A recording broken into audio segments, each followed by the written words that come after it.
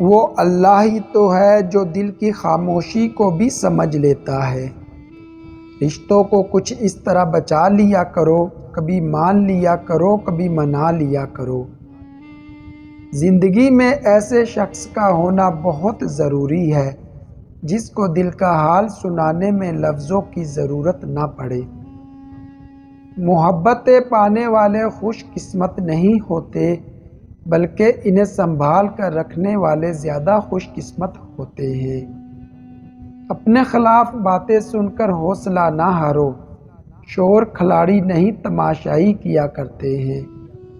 اگر کوئی شخص آپ سے محبت کر ہی بیٹھا ہے تو اس کو رلانے سے گریز کرے، کیونکہ اس کی آنکھوں سے آنسو نہیں، قطرہ قطرہ کر کے آپ کی محبت بہہ جائے گی۔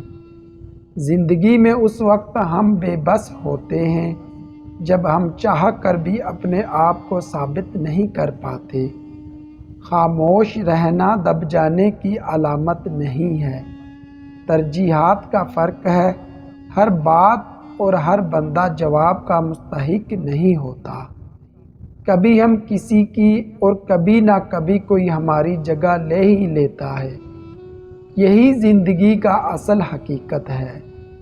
کسی بے قدر شخص سے کی جانے والی مخلص محبت آپ کو ذہنی مریض بنانے کے لیے کافی ہوتی ہے۔ صبر کرنا اور قدر کرنا ہر کسی کے بس میں نہیں۔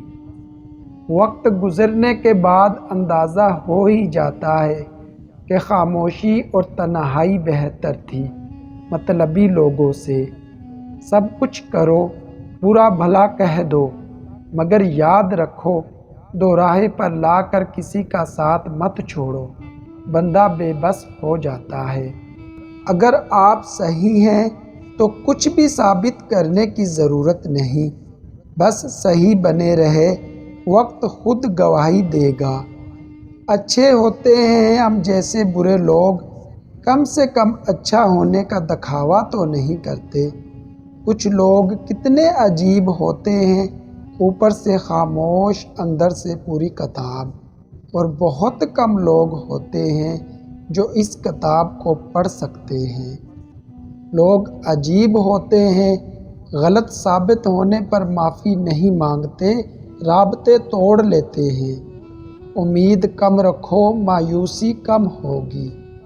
صبر کی ایک بات بہت اچھی ہے، جب آ جائے تو کسی کی طلب نہیں رہتی۔ ایسے بنو کہ تم نہیں، لوگ تمہیں کھونے سے ڈرے۔ ہر درد سبق دیتا ہے اور ہر سبق انسان کو بدل دیتا ہے۔ اے موت، تو تب آنا جب میں سجدے میں ہوں، تجھے آنے میں مزہ آئے گا اور مجھے جانے میں۔